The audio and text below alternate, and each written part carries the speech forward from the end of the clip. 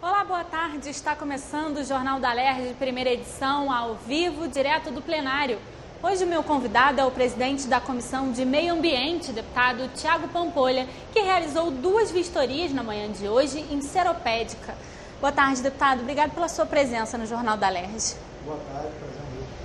Deputado, 2 desequilíbrios ambientais estão acontecendo lá em Seropédica, né, deputado?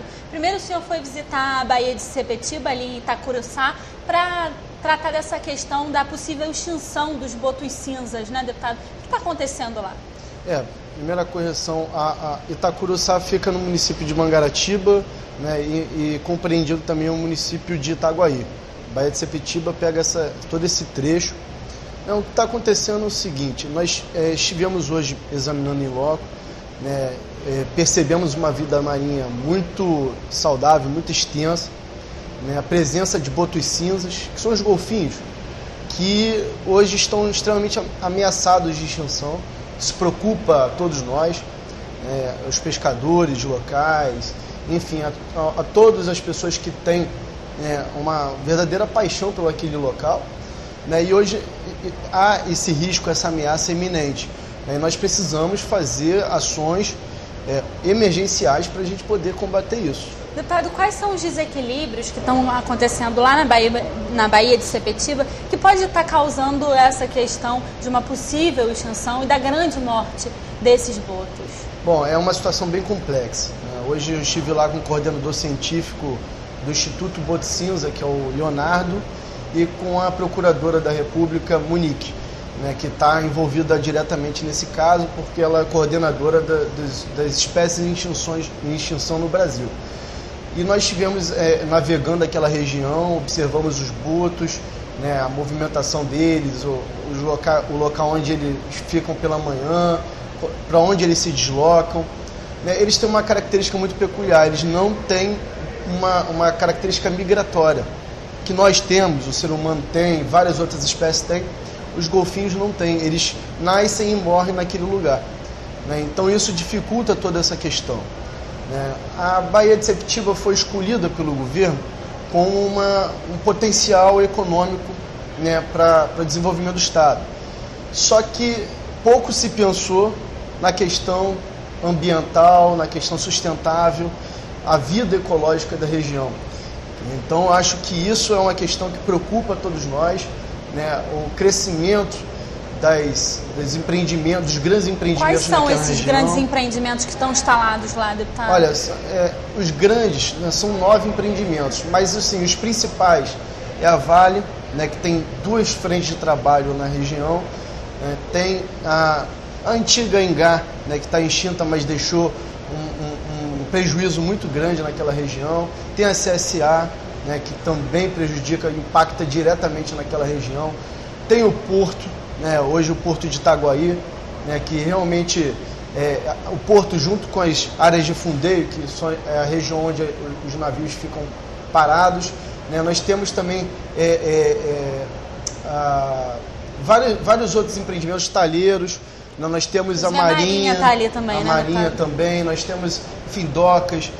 É uma região que tem muitos empreendimentos, que contribuem de forma prejudicial através do lançamento de dejetos, metais pesados, enfim, isso acontece, além de reduzir o espaço, que o ecossistema precisa. Deputado, os pescadores e os golfinhos tinham uma convivência muito harmônica e também com a instalação desses empreendimentos essa harmonia também foi mexida, né? Não, com certeza. Quanto mais empreendimentos, quanto mais navios passam por aqueles locais, os pescadores eles precisam se remodelar, achar novas opções. E essas novas opções vêm ficando cada vez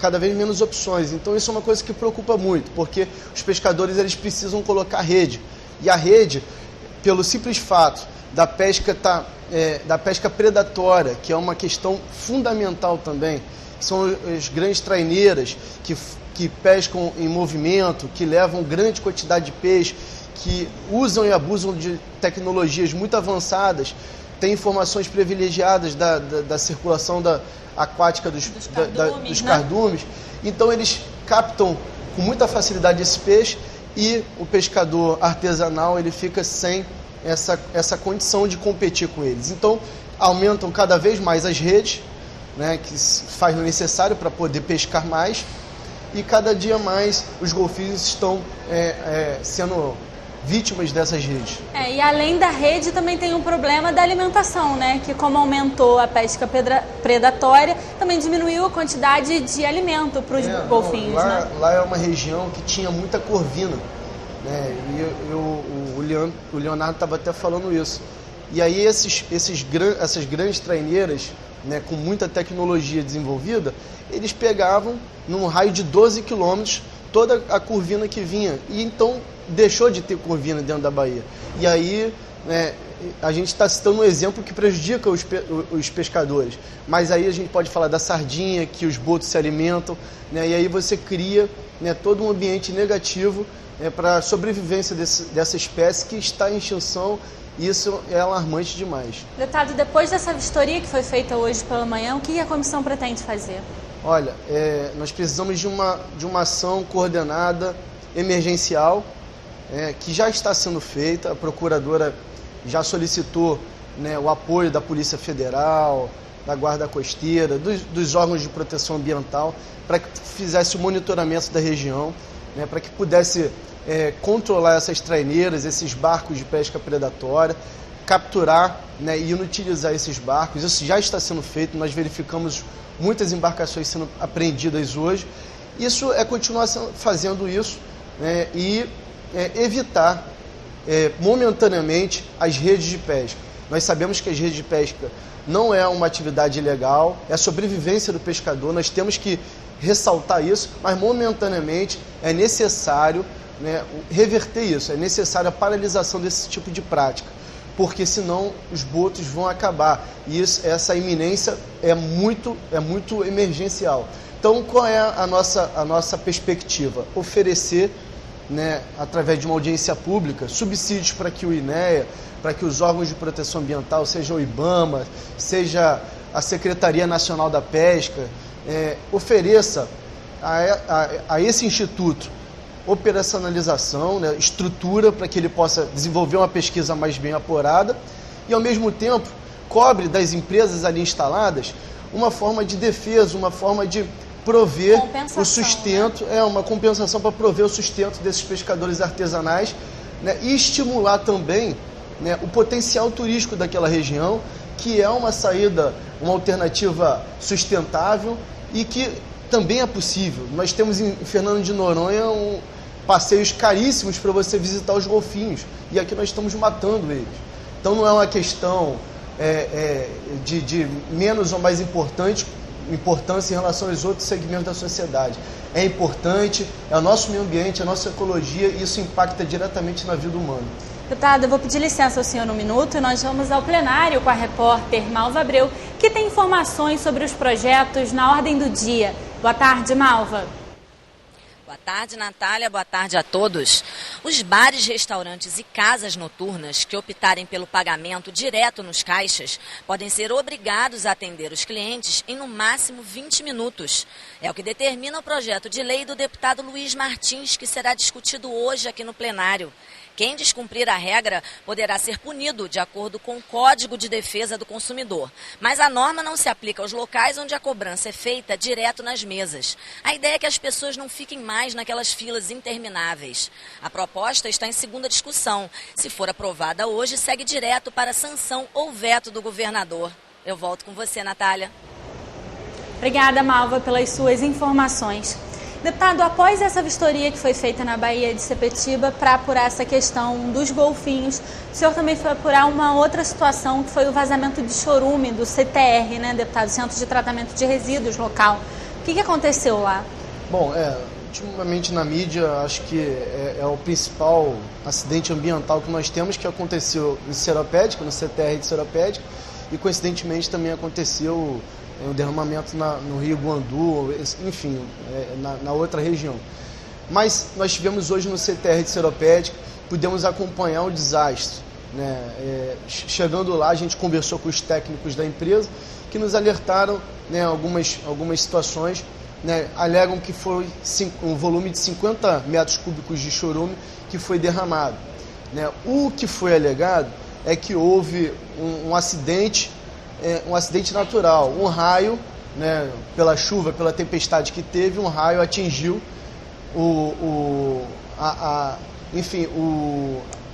os gerador de energia que faz, né, a bomba funcionar. Infelizmente, quebrou o gerador, a bomba não funcionou e pelo volume de chuva muito intenso, inundou o local onde fica o chorume, correu para a vala e, enfim, atingiu realmente o aquífero de Piranema e causou esse dano ambiental catastrófico que nos deixou perplexos. E nós esperamos que a empresa se colocou no momento de forma emergencial, disse que colocou à disposição um caminhão Vacol para poder fazer a sucção do material, né, e já adquiriu novos geradores, mas nós precisamos aperfeiçoar esse tipo de fiscalização. Deputado, além de presidir a Comissão do Meio Ambiente, o senhor também foi relator da CPI que apurou os lixões do Estado, né, e os aterros. Os senhores chegaram a visitar esse CTR antes desse desastre, né, deputado? O que os senhores já tinham apurado dessa outra visita? O CTR de Seropédica é um CTR modelo, né, ele foi licenciado pela Prefeitura do Rio de Janeiro, pelo INEA, para operar em Seropédica. Foi uma alternativa encontrada. Mas nós precisamos de fiscalização permanente. Não se pode brincar com esse tipo de serviço, porque ele pode trazer graves riscos aos moradores, né, do entorno, ao meio ambiente. Então a fiscalização ela deve ser contínua. Nós precisamos nos preocupar muito com isso. E através do relatório dessa CPI, que já foi produzido, mas ainda não foi votado, que será votado na próxima semana, nós podemos emendar esse relatório no sentido de tornar mais severo a exigência da cobrança, da fiscalização e a punição em caso de acidentes com chorume, que é um material muito degradante para o meio ambiente. E nós percebemos em pouco tempo, né, em uma semana, 2 casos diferentes, que é uma situação que nós precisamos realmente de preocupar. Então acho que o relatório na semana que vem é um bom remédio, é um bom instrumento para que a gente possa equipar aí o governo do Estado de legislação, de dados, de informação suficiente para que a gente possa fiscalizar isso e combater esse tipo de mal que assola o nosso ambiente. Deputado, eu quero agradecer muito a sua participação aqui no Jornal da LERJ. Obrigado, eu que agradeço. Jornal da LERJ, primeira edição, fica por aqui. A partir das 9h30 da noite, você acompanha tudo que foi notícia no Parlamento Fluminense no Jornal da LERJ, segunda edição. E na próxima terça-feira, a partir das 2h40 da tarde, eu estou de volta com os projetos da Ordem do Dia. TV LERJ, o canal do povo fluminense. Até a próxima.